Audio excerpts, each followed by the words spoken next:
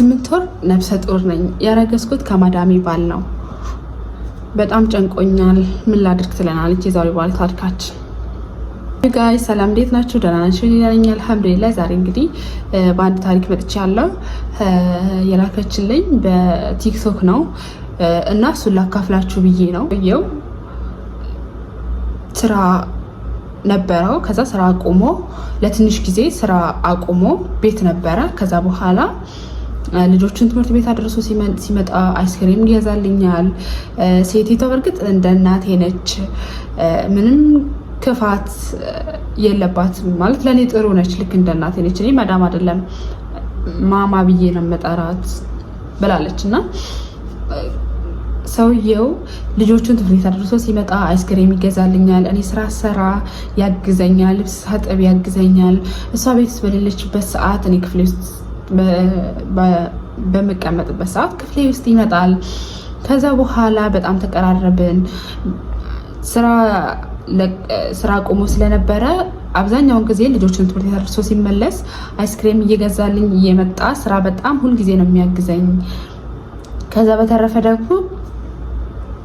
በተረፈ ደግሞ እኔን የሚያስፈልጉኝን ነገሮች እንዳለ ገዝቶልኝ ይመጣል። ከዛ በአጋጣሚ ማዳም ሳዑዲ አረቢያ ሄደች። እሷ ሳዑዲ አረቢያ ስትሄድ ለእኛ በጣም ሰፊ ጊዜ ሆነልን። አንቺ ሂጂ ስባል እኔ አልሄድም ብዬ ልጅ የምጠብቅ ሰራተኛ ነበረች እና ከእሷ ጋር ሄዱ እና ከዛ ለእኔና ለሱ በጣም ሰፊ ጊዜ ነበረ። እሷ በሄደችበት ሰዓት እዚህ ጋር ነው በጣም ከባዱ ነገር ማለት ነው። እሷ በሄደችበት ሰዓት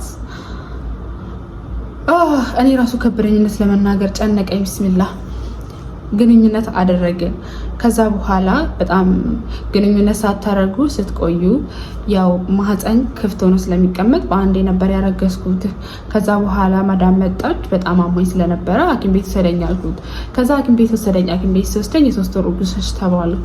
የ3 ወር እርጉዝ ነሽ ስባል እሱ በጣም ደስ አለው። እኔ ደግሞ በጣም ደብሮኛልም ምን ማድረግ እንደነበረብኝ ግራ ገባኝ እና ከዛ ወደ ቤት ስንመለስ ምን አለኝ፣ የሆነ ምክንያት አሳቢና ከማዳም ጋር የሆነ ምክንያት አሳቢና ተጣያትና እኔ ከዚህ መውጣት ፈልጋለሁ፣ እዚህ መስራት አልፈልግም ባያት አለኝ። ከዛ በኋላ እሱ እንዳለኝ እኔም እንደዛው አደረግኩ። ከዛ ማዳሜ 2 ዓመት ሳይሞላት እንዴት ትወጫለሽ አለችኝ። እኔ መስራት አልፈልግም እዚህ ያልኳት አይቻልም አለችኝ። ሰውየው ምን አገባሽ መብቷ ነው አላት። ከዛ እንደምንም እሱ አሸነፈና እሱ ልክ ቢሮ እንደሚወስደኝ አርጎ ይዞኝ ሄዶ ቤት ተከራየልኝ። ከዛ በኋላ ቤት ተከራይተውልኝ እየኖርኩኝ አሁን 8 ወር ሆኖኛል። እሱ ስራ እንዳለው ሰው የሳምንት ስራ ነው እያለ አርብ እየመጣ እስከ እሑድ እየቆየ ሰኞ ይሄዳል። ከዛ በኋላ አሁን ኖርማል ኑሮ እየኖር ነው። እኔ የምፈልገውን ነገር እንዳለ ያደርግልኛል። የወር ደሞዜን 1500 ወደ ቤተሰቦች ጋር ይልክልኛል። እኔ የምፈልገውን ነገር ሱቅ ሄደን እንዳለ ነገር ይገዛልኛል። ከዛ በተረፈ ደግሞ ብር እጄ ላይ አይሰጠኝም እና አሁን 8 ወር ሆኖኛል። ለወልድ ደርሻለሁ። ምን ይሻለኛል? እና አሁን ልጁን ከወለድኩት በኋላ ብንጣላ ብንጋጭ እንዴት ነው የምሆነው? ልጁ እንዴት ነው የማደርገው? ልጁን ከወለድኩ በኋላ እሱ ጋር ጥዬ ልጥፋ ወይስ ላሳድገው? እንዴት ላድርግ? ስራ ሳልሰራ ደግሞ ልጅን ማሳደግ በጣም ከባድ ነገር ነው እና ምን ይሻላል? ምን ትመክሩኛላችሁ? ትለናለች የዛሬው ባለ ታሪካችን። እንግዲህ ምን ትላታላችሁ? ሀሳባችሁን ኮሜንት ላይ አሳውቁኝ።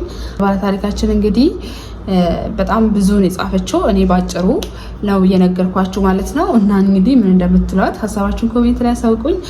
ይሄን ዩቲዩብ ቻናል ላይክ፣ ሼር፣ ኮፒ ሊንክ አድርጉት እና በደንብ ሰብስክራይብ አድርጉ ውዶቼ። ከዋናው ስቱዲዮ ከማዳም ኩሽና ነው የማቀርብላችሁ ይሄን ታሪክ።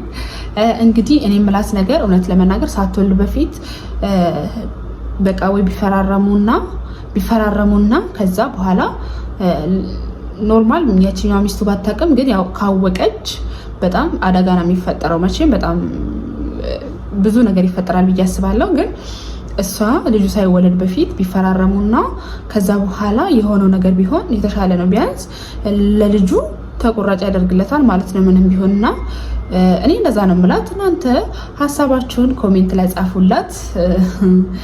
በጣም ያሳዘነችኝ እውነት ለመናገር እና በዚህ አጋጣሚ ላችሁ የምፈልገው ነገር 2 ዓመት እንኳን ሳይሞላችሁ ማንነታቸውን እንኳን ሳታውቁ እንደዚህ አይነት ግንኙነት ይቅርና ከነሱ ጋር በቃ እንዳሰሪና እንደ ሰራተኛ መኖር እየተቻለ የዚህን ያህል ግንኙነት ዲፕ መፍጠር ጥሩ አይደለም።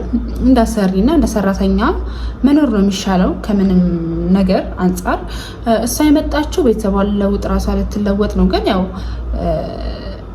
አጋጣሚ ሆነ ያው አንዴ ሆኗል። ለምን እንደዚህ ያደረግሽ ምናምን ልላት አልፈልግም።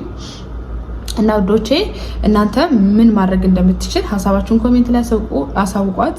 ታነባዋለች ማለት ነው የሁላችሁም ሀሳብ እና ቪዲዮውን ላይክ አድርጉ። እኔ ምላት ግን ያው ኒካ ብታስር ባይ ነኝ። ኒካ ብታስር ያው ቢያንስ እሱ ቢከዳትም የኔ አይደለም ልጁ ቢልም እንኳን ኒካ ካሰረች ያው ወረቀቱ አለ። ከዛ በተረፈ ደግሞ ምርመራ ቢደረግ የሱ ነው። በእርግጥ ግን ተቆራጭም ሊያረግላት ይችላል። ስለዚህ እኔ የምለው ሳትወልድ በፊት 1 ወር ስለቀራት ኒካ እንሰር ብላ ብጨቀጭቀውና ኒካ ብታስር ባይ ነኝ ማለት ነው። እና እናንተም ሀሳባችሁን ሰጥታችኋት ከሁሉም የተሻለ ነው የምትለውን ነገር እንደምታደርግ ተስፋ አደርጋለሁ። ወዳችኋለሁ። ባይ